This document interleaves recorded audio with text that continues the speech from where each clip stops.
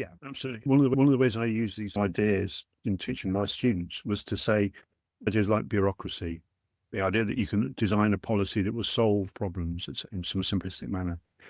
You've got to actually allow for exceptions, for recognizing it when it isn't working, doesn't work, can't work. I always say it's all very well having rules. Every time something goes wrong, we can add another rule to make sure that never happens again mentality.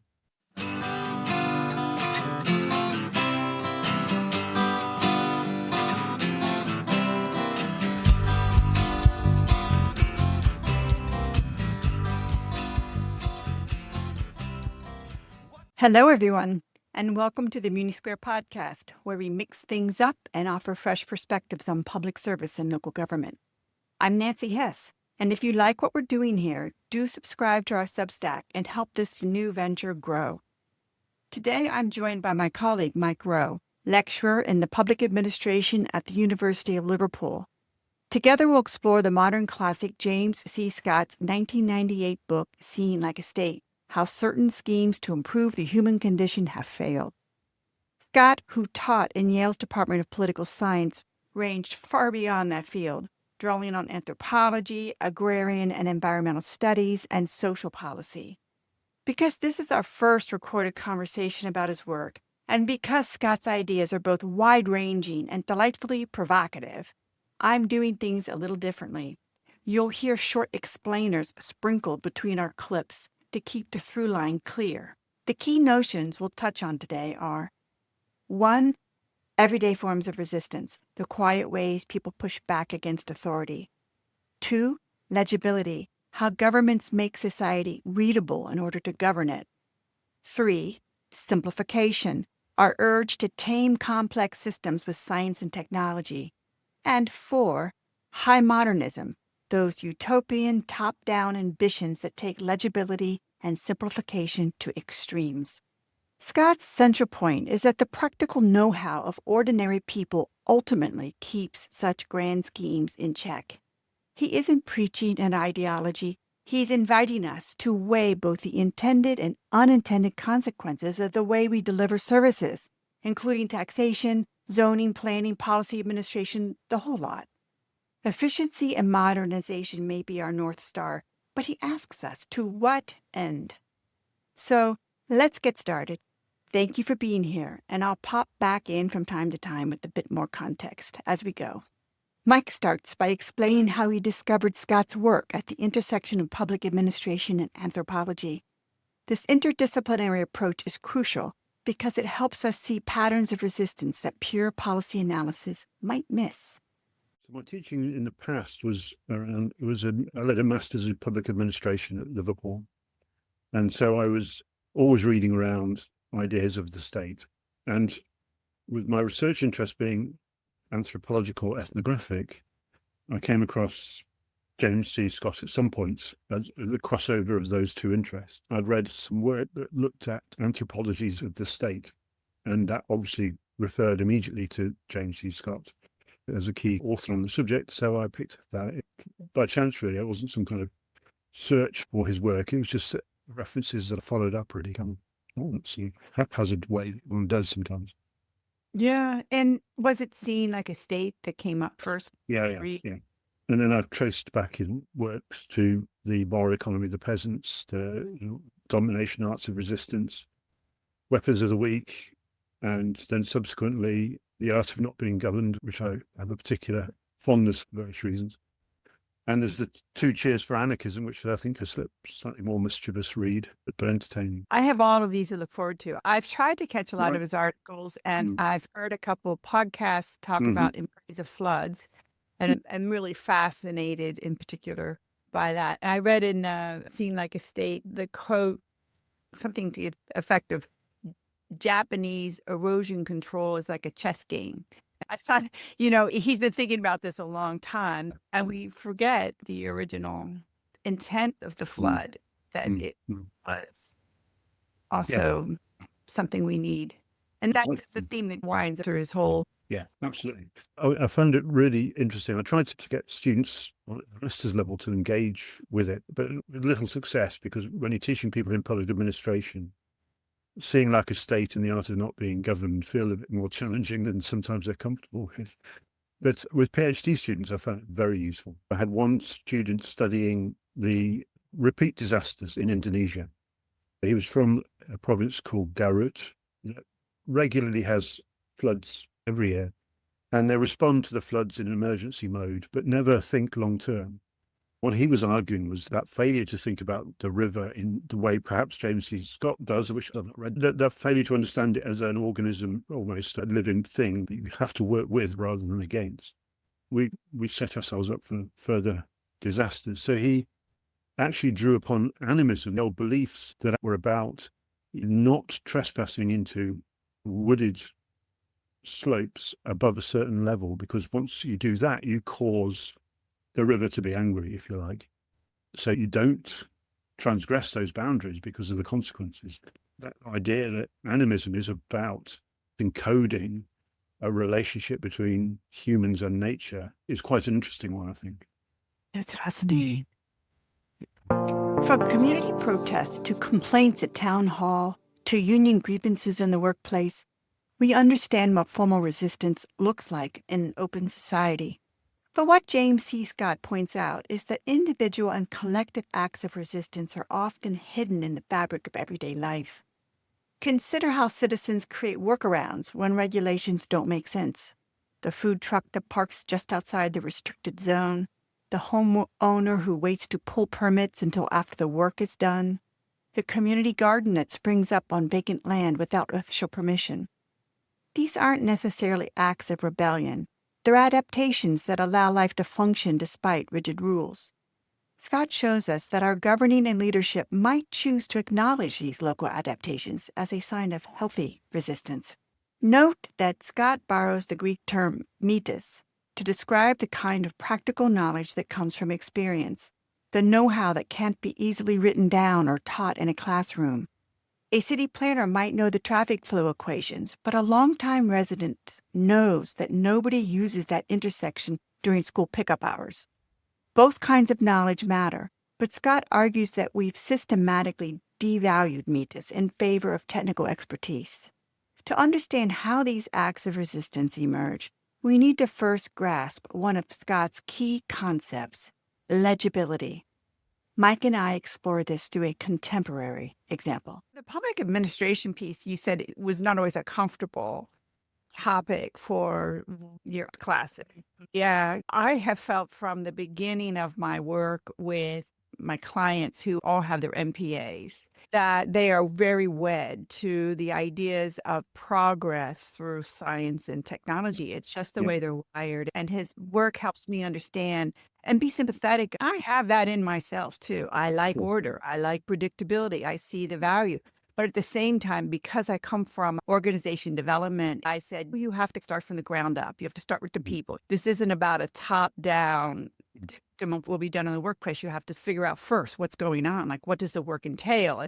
And all of these attempts was always about, could I write the job description that would encompass this? I could never quite combine the two. So now I'm more clear, not just because of James C. Scott, but he helped confirm this, like job descriptions are one thing. And then your organization development work is a completely other thing. And had that shared learning and local knowledge and all of the things that I feel like now I'm much better and confident to talk about because I understand it's a completely different thing. There's quite a lot of work that looks at that. There's so much about organization you can't write down and specify. There's very small things that you notice when they're gone, but don't necessarily value when you have them. I think back to my first years at Liverpool, there were two women who managed the reception and the kind of building and maintenance. They basically kept the place alive and ticking over. And if you crossed them in any way, shape or form, they could make your life misery if they really wanted to.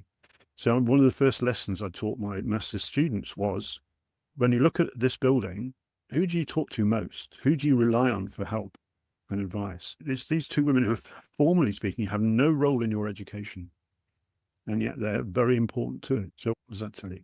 Budget cuts, positions that are cut, they're not essential functions. And so we're going to let them go. And then you'll hear staff say, that person might work for peanuts. Yeah. And did all of organization of this particular project, no conference with the faculty about how we want to do these cuts. It's just straight, these are not core functions. We're getting rid of it and missing that piece of what are the connectors, what happens between the spaces that are actually making us or helping us feel a part of a community and a tight-knit fabric feel of the organization.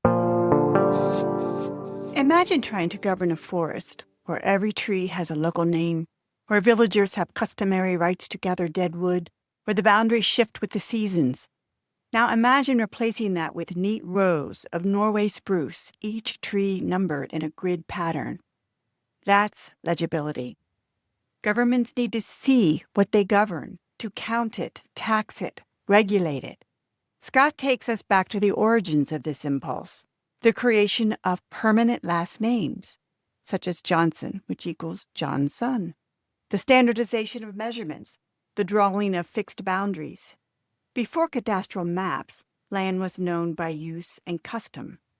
After, it became parcels with numbers. In modern terms, think of how your work gets reduced to performance metrics, how neighborhoods become census tracts, how students become test scores. The question isn't whether we need some level of legibility. We do. The question is what gets lost in the translation and whether we remember that the map is not the territory. I think Tom referred to it in his recent posting on Substack, that idea of nothing about us without us is about us. I can't remember the exact word. The idea that top-down view of planning and thinking about government is fundamentally flawed. If you think about policy in many areas like social policy, which is more my familiar territory, you can write as many rules and policies and statements about your ambitions as you want, but they only become alive when one citizen encounters the state and asks for help or a service. And at that point, the policy becomes real. You see variation, different interpretations of all these written instructions. One office or one city versus another will have different resource commitments to these policies. So actually what that policy is suddenly becomes real. And you begin to realize that it's not one thing, it's many things. And I connect all these ideas together with Michael Lipsky's street level bureaucracy.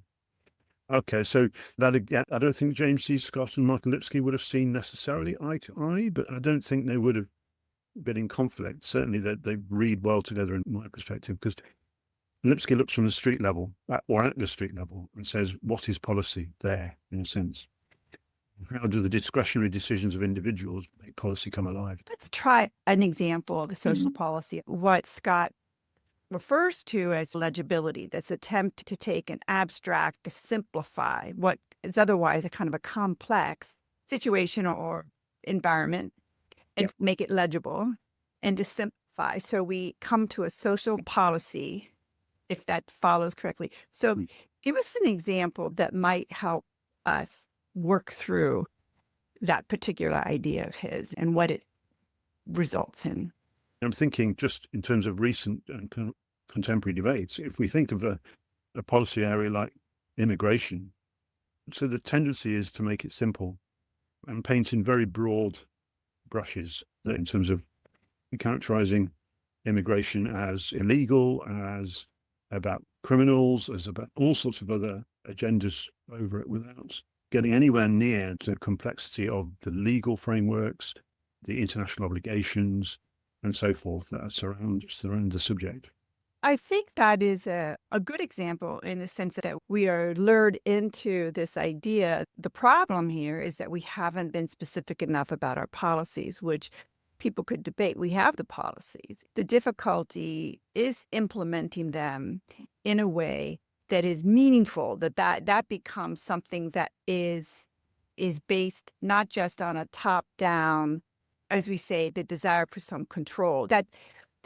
See, the administrative state by itself, there's nothing pernicious about that. It's when it begins to elevate to one of control. And that's where you get what is the motivation behind that immigration policy, or take another social policy. And I can get very down to the organization level. You have a policy, say, we have a policy for that. But in fact, when you begin to implement it, because somebody is now challenging it, you have much more complex and rich, and then you have to get together to say, you mean this? Did we mean that? What about this situation? And so at a national level, it becomes much more cumbersome. And James C. Scott, he never is prescriptive. He doesn't come out the other side and say, and so we do this. He's basically saying is that if we are in a position and we're trying to create order for the social good, we have to look through these different lenses. When we say best practices, we're often engaging in what Scott calls simplification, the belief that complex local knowledge can be reduced to universal principles. Consider the difference between a master gardener who knows this corner of the yard stays wet in the spring, and that those trees create afternoon shade, that the previous owner planted mint, which will take over if not controlled, versus someone working from a standardized landscaping checklist. The checklist is transferable, scalable, efficient, but it can't capture decades of observation. Scott's agricultural examples remain painfully relevant. Modern industrial farming reduces the complex ecosystem of traditional farming to simple inputs and outputs, standardized seeds, prescribed fertilizers, predetermined planting dates. When agricultural extension agents replaced farmers' accumulated wisdom with scientific farming manuals, yields initially increased. But soil depletion, pest problems, and crop failures followed when the simplified system couldn't respond to local variations. The same patterns appear in urban planning, education reform, and healthcare management. We extract general principles from successful examples, create standardized procedures, and then wonder why the results disappoint. By the way, the term cadastral refers to the comprehensive mapping and recording of land ownership for taxation purposes. When governments create cadastral maps, they're doing more than drawing lines. They're redefining customary relationships with land into fixed legal property.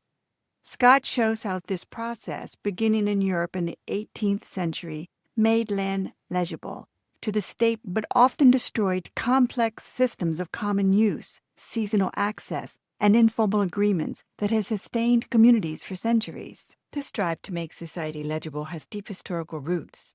Mike and I discuss examples, and we will introduce how cadastral mapping impacts us today. So I've always liked planning, loved to interview planners, but I have been, over the years of my work with local government, become an anti-sprawl person. I think Scott helps us look through different lenses and say, are you creating this as a profit center? Are we doing this expressly for profit, or do we have at the heart of this the common good of the people? And does it respond to their wants and desires? What you can hear managers say at the municipal level is that there is rhetoric and policy, but that it's very difficult to implement it precisely because you're usually up against interest groups and stakeholders that are going to use their political will to make something happen that may not necessarily be what the community wants. You get into the situation that we've had in this country of spending an inordinate amount of time around planning, permissions, consulting, and trying to make the best plans possible, but you end up either taking an inordinate amount of time doing it, or it certainly can cost a lot of money. Proposals for a new high-speed rail link between London and the north have been under development for decades, it seems to me, and they've scarcely progressed very far. There's an example of a debate that went on for some time about where the line should go, part of the countryside, because of endangered species in some woodland not far from the railway line. Now, how far does it have to be from the railway line to become part of the discussion about what is the common good? A mile, 2 miles, 3? So it becomes very difficult to work in those ways. You say you have a fondness for planning. There's another connection I make in my mind. It was a guy who was a planner, and over the years, he developed a real interest in the working class housing projects of the past that were higgledy-piggledy, each built their own house. You had a little plot of land, and so the street was just all sorts of styles and sizes and colours and shapes. So a vernacular building, if you like, as opposed to planning as we see it these days. He developed as an anarchist, much like James C. Scott. He wrote a beautiful book called Anarchy in Action. And I think, like James C. Scott, not an anarchist in wearing black and going to the barricades or anything like that. He's an anarchist in the small acts of resistance. For Colin Ward, anarchy is all around us. We just don't see it. Much of what we do is not regulated by law. We walk down the street. We manage to do that without bumping into each other because we negotiate in small ways all the time. We're constantly coordinating our actions with others without anybody needing to tell us to do it. He finds anarchy in the small bits of life and argues that there is potential for there to be more anarchy, if you like. So less state interference, less regulation, which is better, perhaps a better way, more akin to the way James C. Scott would think about it. The art of not being governed, for me, I found really fascinating because he looks at the historical evidence for the presence of settled communities and writing systems, and etc., in the past that haven't survived to the present. He identifies some peoples that appear to have abandoned writing and the settled way of life to return to a more nomadic, unsettled, withdrawing from the plains where they were growing rice back into the hills with a much more subsistence lifestyle because of the encroachment of an emergent state. That's also the legibility, isn't it? Once you're settled and static, you can be counted, named, taxed, and subjected to authority.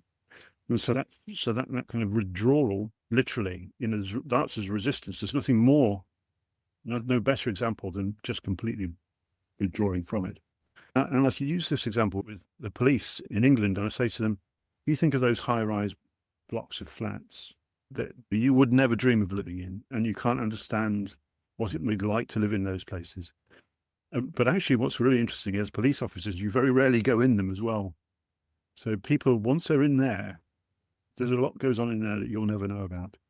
Some people choose to go to housing estates, we call them projects or similar, where there is a culture of resistance to the state. So that would be the police, but also social workers or other do-gooding liberals coming here to tell us how to live our lives. So for me, this is the modern version of what Scott talks about. You don't want to have your name on the rent book. You don't want to have your name on the electoral register. You try to keep your name out as much as possible for whatever reason. But it brings you to this cadastral mapping, if I'm saying that correctly, cadastral. But that was this idea that how can you extract taxes if they don't make the land legible, carving out all the plots of land and then assessing how they're going to tax the landowners or the workers. It's a really fascinating story, and it is so central and fundamental that we don't even think about it today. And yet it's another example of local zoning ordinances. Pennsylvania's local zoning ordinances could vary from region. We have very small governments, so it's a real patchwork. And they're always being challenged. We don't really think about the origin of this zoning. Scott's just saying, this is the way, nothing inherently wrong, but if you don't recognize what you're disrupting, you lose the value of the bartering, the things that used to go on, whether you were borrowing wood from the forest or animals that you were foraging or anything that was happening locally before those lines were drawn. High Modernism and Brasília. When legibility combines with unchecked power and utopian vision, Scott warns us, we get what we call high modernism. Our discussion of Brasília shows what happens when planners try to create a rational city from scratch. A quick footnote. I mentioned the name Le Corbusier, a Swiss-French architectural designer, painter, urban planner, and writer who was also a pioneer of what we now regard as modern architecture. And he greatly influenced Lucio Costa, the architect and urban planner who's best known for his plan for Brasília. So what we're talking about really is the messiness of local life. And I think that's a part that we have to take a moment and say, it's just the way it's going to be. It's never going to be a clear, and we hope it's not too legible and too simplified, because then we would be miserable in another way. I'd like to talk a little bit about high modernism, because that's a particular term that I had to take some time to understand, but I think it's useful because it has to do with these utopian ideas, what he refers to as grand schemes. And because Eduardo is part of our Mini Square community, and we were able to do a podcast with an architect who knew Brasília very well. And this is an example in Scott's like a state. One of my favorite examples, really, because anyone who is interested in architecture, maybe they've traveled to Russia, they're impressed with some of that architecture, and they go to Brasília and they just see these towering buildings. The vision of that city, which is Corbusier, I believe is how to pronounce. It's so big. That's the whole idea, to make it as big and grand as possible, because they saw a design for society that would never have to leave their tower. There's a big tower. It had a theater. It had a school. It had restaurants. You go down, use the services, go back up, go to work, come back. It was this very technique-moded, and that being one example of high modernism, it's the belief, and we have to recognize this in our surroundings, of that technique perspective is going to create a more rational, ordered society, which will be not only more productive, but we will all be happier. It'll be a perfect society. Yeah. The story, my favorite part, is that it's in the middle of nowhere. The people who were forced labor brought in, build this thing. And you can imagine these towering buildings, the labor that went into this. And it took, I don't know how long. But meanwhile, what were they doing? They were squatting. They were camping outside the outskirts. When it finally came time, they weren't allowed to live there. So when it finally came time to incorporate and say, okay, you can leave now, they're like, oh, we're not going anywhere. These are our encampment communities. This is where we live. So the government gave them squatters' rights. And those encampments became small cities around the outskirts of Brasília, which are the most thriving part of Brasília. Yeah. And that's probably the vernacular building, isn't it? That's the slums, etc., the favelas or whatever. That's your vernacular building. That's what Colin Ward found most interesting. Yeah, absolutely. Yeah. So high modernism, is there anything that maybe you would add to that sort of understanding of, that's an extreme example. Brasília, beautiful place to visit from the design standpoint. What drove it, what made it, it still lingers in our thinking. Yeah. It's mind-boggling to look at specific examples around the world, I think, but the way Scott presents his ideas, I think, gives us some insights. So you mentioned earlier that police would often not go into certain neighborhoods or flats. I think that I understand what you're saying there, that we see that in this country. And you hear, I understand at different times where the violence has become particularly difficult, but you do hear stories of people that have come up to become famous athletes or famous musicians and say, I grew up in one of these projects and we had a neighborhood. We knew the rules. Well, I also think my research has been observing police officers. If you observe officers who walk through a community, they talk about this in very different ways to those who drive through it. If you walk through a community, people smile at you, they might say hello to you, you might talk to people, but you go through that, you walk down the street and you have to negotiate your way with people. And it's just as orderly as any other community. If you drive through it, strangeness, you see a world you're unfamiliar with, and you're interpreting it without any interactions except through the window. And so your only contact with people in that community is when you're sent to an address where something's happened. All the stories other people tell about those places.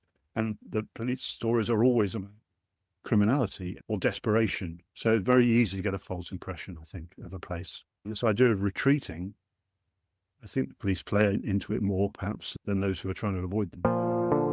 When governments have accumulated sufficient control, and in addition governed with an ideological vision of legibility, this brings about what Scott calls high modernization, an authoritarian approach on steroids.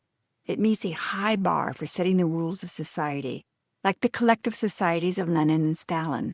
Or a more recent example he provides, this creation of Brasília, an engineered utopia built in the center of Brazil and named the capital of Brazil in 1960. In these examples, he provides the real stuff of his life work. Here we see beyond the immense structures and facades of society that were designed to cultivate a new kind of human being, one who would live in perfectly rational ways. While in reality, the heartbeat of society could be found in the organic neighborhoods that grew up all around the outskirts.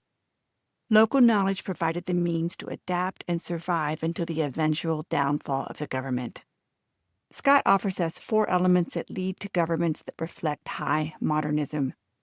1. Uncritical faith in scientific and technical progress as the solution to human problems. 2. Authoritarian state power, willing to use coercion to achieve its vision. 3. Weak civil society that lacks the capacity to resist these plans. 4. Administrative ordering of nature and society that ignores local knowledge. The same simplifying logic that created Brasília appears in modern agriculture. Our conversation now turns to how contract farming reduces generations of farming knowledge to a checklist.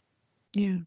I think we would be remiss if we didn't touch on some of his writings about agriculture. I think there are modern day examples that trouble me, and his writing has given me some vocabulary to express what it is that is a problem for me. But he uses the term, I was surprised, contract farming, that once industrialization of farming began, there was a discovery that once you have a farm with thousands upon thousands of animals in it, you cannot control the spread of disease.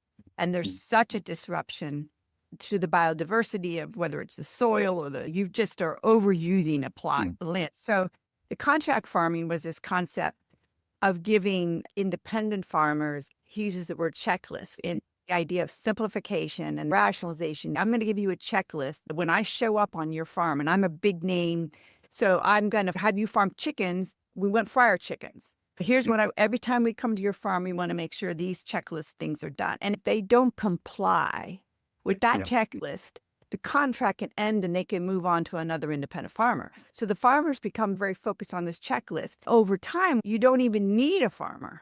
They're only paying attention to the things on that checklist. The farmer isn't thinking about the soil. He's not thinking about, does that chicken have something there kind of weird going on? It's not on the checklist, so I'm not going to worry about it. I'm going to give them the fryers because I got to meet this contract. There's this complete dissociation of farming.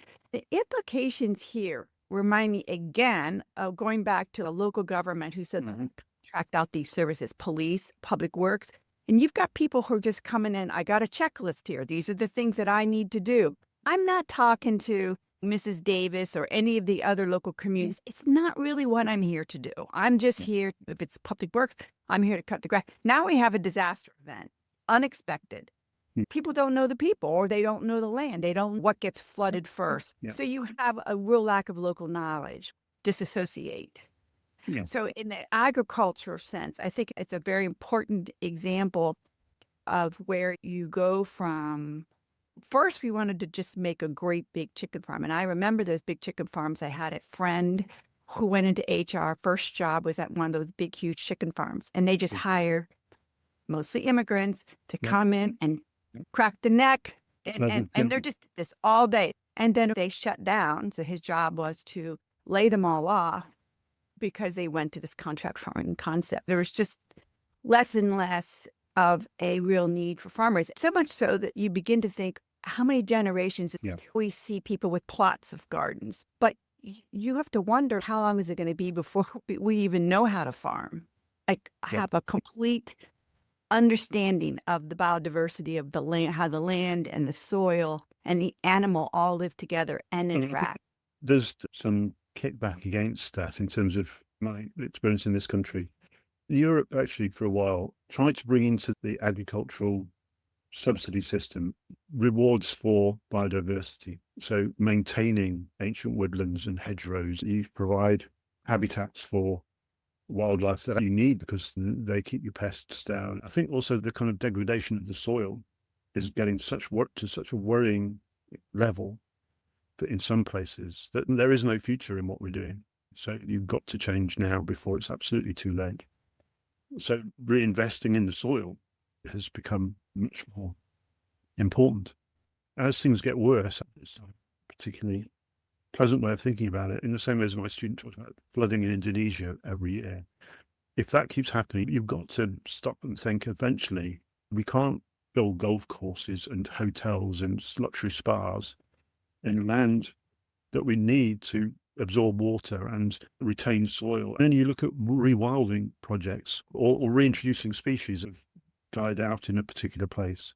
And the impact of that, I think the famous examples, is at Yellowstone, that were reintroduction of wolves, and the way that actually just transformed the landscape, as well as because you have your apex predators back, keeps the population of deer down. It's one of those examples, the ripple effect of introducing an animal that has been hunted to extinction in that place, transforms the river, the woodland, the biodiversity, just without you having to do much more.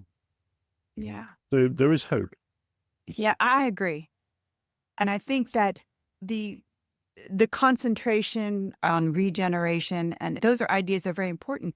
But just to circle back around, and we're covering a lot of territory, but let's bring it back to local government. I'm just going to use Lancaster, which is our neighboring county, in the world known for their agricultural practices. I hope we never lose that. But if the free market is making it more and more difficult to compete as a local farmer, so there's an impact on local economy. So now I'm a local government, and there's a whole bunch of farmers that say, we're out. We're done. We're old. Nobody wants to run our local farms. We're going to give it over to this huge multi-complex farm. And now we got a zoning issue. Can that come into our land? And we get this huge industrial farming complex. How does that impact the community? How does that impact other farms around the area? There is a huge impact. It's not just about profit. Do we want to do this for the community, or do we want to do this for profit? But if that large industrialization occurs in or around our local community, it goes much deeper in terms of impacting the environment. And this is true for developments too, but let's just stay, because I think the agricultural is one that's really so well described in Scott's book. We're able to see that in our everyday lives. I think it's pertinent to all of the issues that local government is dealing with, including erosion. One of the world's most famous mushroom farms are a couple counties away. And when I did work there were those who had run for local government elected officials specifically on the topic. They moved into a new development, but don't like the runoff from the mushroom farms. The mushroom farms have been there for centuries. So there's a problem as to who's going to win out, the mushroom farms or the new townhome owners. Not worked out. And I think the problem we've had is building housing on floodplains to connect it back to the rivers. As heavy rainfall becomes more common and flooding becomes a regular feature, you can't get insurance for your property anymore because it's uninsurable. It's on the floodplain. Who gave us permission to build here? Planners. The planners gave permission because there's pressure, and floodplains are often in the centre of lovely historic towns, for example. So if we would capture some summary notes here coming out of this conversation, because we've covered a lot of ground, I do think, and not that Scott ventures this direction, he does not offer prescription, but I think he would agree that having some difficult conversations, raising awareness, not being afraid, not backing off from conversations, particularly at the local level, so that you're making informed public decisions about what you're doing with your land and development of your community, is rock bottom. But it also applies to your local governments, that whole issue of transparency, and not thinking that policies are said and done. Yeah, absolutely. One of the ways I use these ideas in teaching my students was to say, particularly ideas like bureaucracy, the idea that you can design a policy that will solve problems in some simplistic manner. You've got to actually allow for exceptions, for recognizing it when it isn't working, doesn't work, can't work. I always say it's all very well having rules. Every time something goes wrong, we can add another rule to make sure that never happens again mentality. But we also have to know why a rule is there, what it's trying to achieve. And if we know that, what we're trying to do is not a stupid thing it's trying to stop you from doing.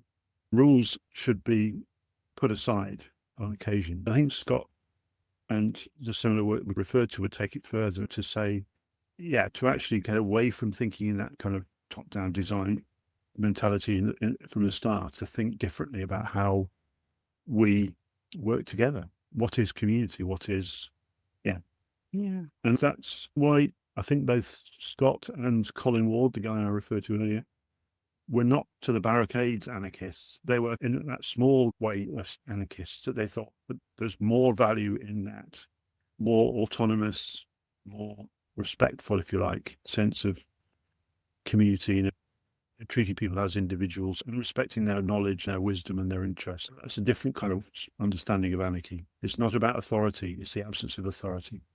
It's a collective thing rather than a chaotic thing. We started out by saying that his work met the moment. He has so much to say about what's going on today. The amazing thing that he does is talk about very big governments, movements in history, and connects it right down to our local level today.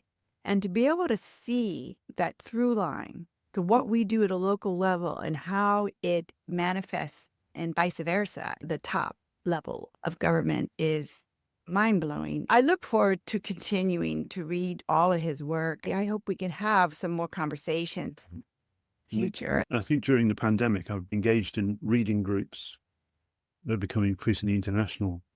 I've not been in a reading group that's looked at James C. Scott's work, but I think it would be quite interesting. Maybe some readings. You could put together a little compendium, and that's something we could even... Absolutely. I think it's always interesting to read something that you find stimulating and then to hear how others read it. Because you'll always see something different to somebody else, in my experience. It's one of the nerve-wracking things about writing is you're clear what you mean, but once it's out there... It's not even yours anymore, Mike. It's for the world, us around. Hopefully they do it in a kind of, we should say that James C. Scott was not happy with how his book was aligned with anarchy and libertarianism. He did not intend to be cast in any kind of political way. Particularly by the right, wasn't it? The new right, anti-state right wing saw him as some kind of ally, and thus he was shunned by those who he might be more comfortable in terms of their company. But always risky. And I'm glad he got a chance to say that before he passed, because it would have been really difficult had he not clarified that. We would have had some argument about what he really meant. He just wants us to think. Absolutely.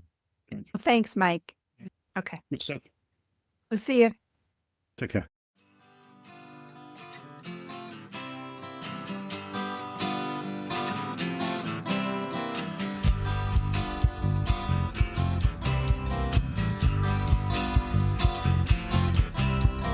What you do and what you don't, what you will